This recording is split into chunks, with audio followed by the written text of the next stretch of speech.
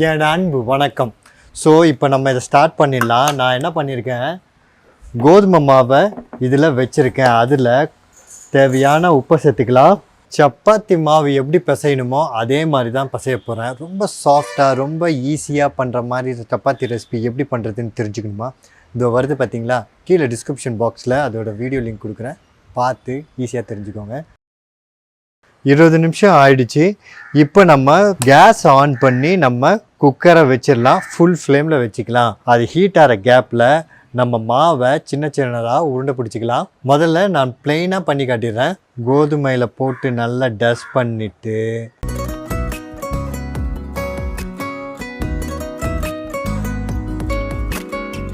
உங்களால் எவ்வளோ தின்னாக தேய்க்க முடியுமோ நீங்கள் தேய்ச்சிக்கோங்க. ரவுண்ட் ஷேப் வரலைனாலும் கவலைப்பட வேண்டாம்.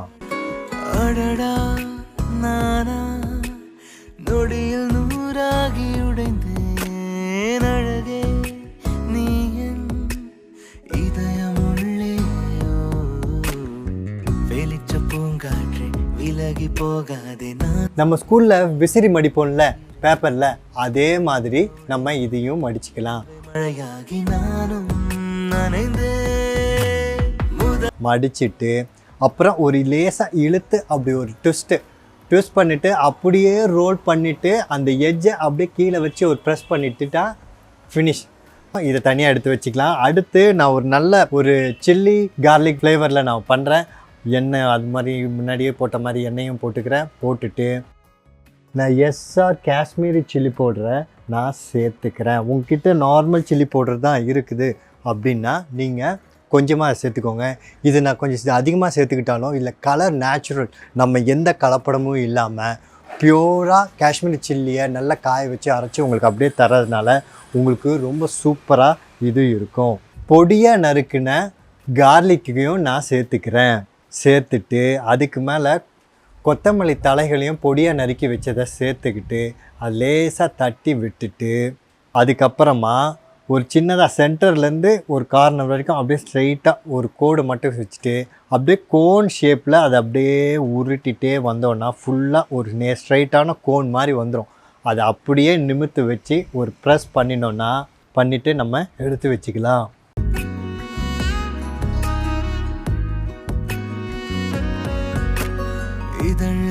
அப்படியே பின்பக்கமாக திருப்பி தண்ணியை நல்லா எடுத்து பின்னாடி நல்லா தேய்ச்சி விட்டுக்கலாம். எந்த சைடில் நம்ம தண்ணியை வச்சோமோ அந்த சைட்லேயே நம்ம இந்த குக்கர்லேயும் ஒட்டிடலாம். குக்கர் நல்லா சூடாயிடுச்சு. இப்படி ஒட்டிடலாம். ஒட்டிட்டு இந்த ஃபிங்கரால் இப்படி பண்ணுங்கள், அப்போ தான் நல்லா அது ஒட்டும். கொஞ்சம் ஓரமாய் தேநீர் தந்தாய் நீ அடியே, இயல்பாய் உன்னை பார்ப்பதும் இரக்கமில்லாமல் தாக்குதே. பண்ணிவிட்டு இந்த குக்கரை அப்படியே உல்ட்டா பண்ணி திருப்பி அப்படி போட்டு காற்று உள்ளே போகிறதுக்கு நம்ம லைட்டர் இருக்கு இல்லையா, கொஞ்சமாக கேஸ் அப்படி கேப் விட்டுட்டா காற்று உள்ளே போகும். அது மூலயமா ஃப்ளேம் நல்லாவும் எரியும். இப்படி ஒரு 4 to 5 minutes வச்ச உடனே நல்லா சூப்பராக கலர் வந்துடும். பாருங்கள் எவ்வளோ சூப்பராக வந்துடுச்சு. இப்போ நான் இது எல்லாத்தையும் எடுக்கிறேன். வா, என்ன பண்ணும்போது அவ்வளோ சூப்பராக ஃப்ளேவர்டாக சூப்பராக இருக்குது.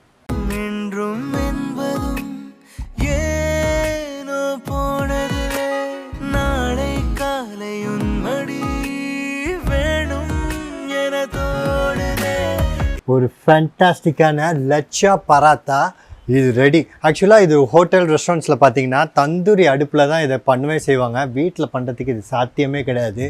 நாம் ஒரு சிம்பிளாக ஒரு ப்ரெஷர் குக்கரில் நம்ம இந்த லச்சா பராத்தா பண்ணியிருக்கோன்னு. டைட்டிலில் பரோட்டான்னு நான் அந்த பரோட்டா அப்படின்னு பரோட்டான்ற வார்த்தை தான் நாளடைவில் நம்ம பரோட்டா அப்படின்னு சொல்ல ஆரம்பித்தோம். இதே இதை நான் கோதுமையில் பண்ணியிருக்கேன். நீங்கள் மைதாவில் கூட நீங்கள் இதை இப்படியே பண்ண முடியும். இதே மாதிரி நான் என்னென்ன பேட்டர்னெல்லாம் ரோல் பண்ணணும் அந்த மாதிரிலாம் ரோல் பண்ணிவிட்டு நீங்கள் தோசைக்கல்லில் எடுத்து போட்டாலும் மைதாவில் பண்ணும்போது அதுலேயும் லேயர்ஸ் நல்லா வரும். இது ட்ரை பண்ணி பார்த்துட்டு வீக்கெண்ட்லேயோ சாட்டர்டே சண்டேலையோ என்றைக்காச்சும் ஒன்று ட்ரை பண்ணி பார்த்து வீட்டில் இருக்கவங்க என்ன சொல்கிறாங்கன்னு என்கிட்ட சொல்லுங்களேன்.